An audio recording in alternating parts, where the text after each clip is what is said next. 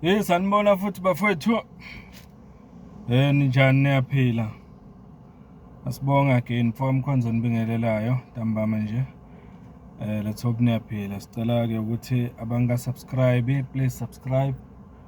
Please subscribe guys, please subscribe. Siyanibonga nesenisubscribeile. Nani senifollowing na TikTok, siyabonga kakhulu guys, siyabonga. Ngifisa ukukhuluma kule video about lo khetho noma lama by-elections abekhona ngolwesithathu lapha kwaNongoma eWard 17. Sekungumlando ukuthi iqembu le-IFP leudlile umzila laphana eWard 17 kwaNongoma. Kanti ke number 2 engathi kulandele yona iMK Party base bayeza ke abanye ngemuva. So ngithi nje ake ngithathe leli thuba ngibonge bonke abantu bakwaNongoma eWard 17 abavotele iqembu lomkhonto wesizwe party njengoba libambe unumber 2. Kuyiqinisa ukuthi umsholozo ubeyile kwaNongoma kule program ethi siyabalanda. Bebagcwele abantu ethendeni kodwa ke ekugcineni bagcina iningi labo leyovota ne-IFP. Mina njengomfoka Mkhonza ngingasho nje ngithi akungikhathazi kakhulu lokho. Akufanele ukuthi njengamalungu eMK Party kusikhathaze kakhulu lokho.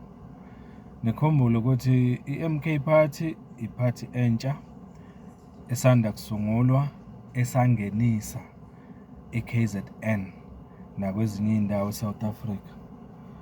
Njengoba kunalama by-elections nje kwaNongoma eWard 17. Ngicabanga ukuthi iMK Party kufanele ijabulele ukuthi kunabantu abayibonayo futhi abayivotelayo kwaNongoma. That's what matters njengamanje. Ukuthi babili noma bathathu okubalekile kukhona kwaNongoma abantu abayibonayo iMK Party. In short ngifuna ukuthi iMK Party is visible. Iyabonakala kwaNongoma.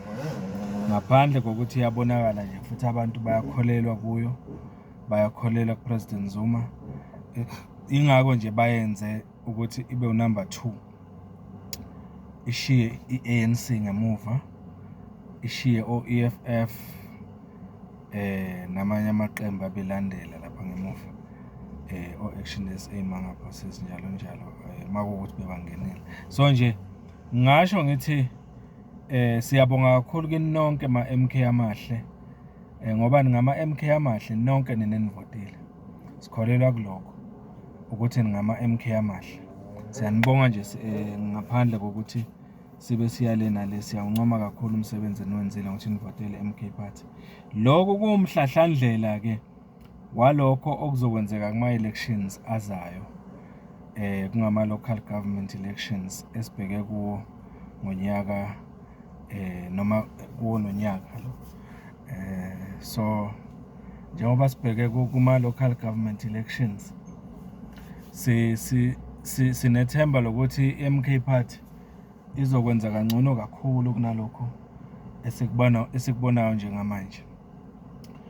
Okunye okufanele sikukhumbule ngama by-elections ukuthi ama by-elections anezinto eziningi eziyinkinga neziphazamiso. Akusinto mina njengomfoka Mkhonza ngicabanga ukuthi singayinaka kakhulu. Mangithatha ukubheka nje kulawa esesiwabonile recently ezingene ku anento eziningi ukubhaswa kwabantu. Is part of lezi zinto lezi eziyinkinga ngama by-elections. But ke okuzocaca kahle lokho kuzokwenzeka kulawa esiya kuwa ama local government elections lapho umuntu ezobe ezivotela ewadini lakhe kwi-VD yakhe. Uyayibona leyo nto leyo. So iwadi newadi lizobe livotelwa ngelanga elilodwa. La siyobona khona ke ukuthi iMK Party iyinkinga kangakanani KZN ikakhulukazi njengoba sisho nje ukuthi KZN kahle kahle kufanele ngabe iphethwe iqembu le-MK Party. Siyanibonga kakhulu nonke enivotile lapha. Yazi bengibheka la i-ANC i-celebrate njengamanje ukubuya kwalaba ababuya e-Ukraine, laba obekuthiwa bebavaleleke e-Ukraine abahamba bethenjiswa umsebenzi. I-ANC njengamanje celebrate lokho. Kusho ukuthini lokho? Icabanga ukuthi kukhona ezokufeza ngalokho. Mina angiboni khona okuzofezakala. Sebasebenzisa nje amathuba lokuthi nje ba-celebrate ukubuya kwalaba e-Ukraine. Indlela lena yokuthi bakhona ukusebenzisa leli thuba against i-MK Party. Angazi noma iyona ndlela abafuna ukuwina ngayo yini. Bese ngithi angidluli nako. Siyabonga nonke kunenivotile bafethu. Sicela niqhubeke nisubscribe kanishare la. Support le channel Mfoka Mkhonza lo. Thank you so much.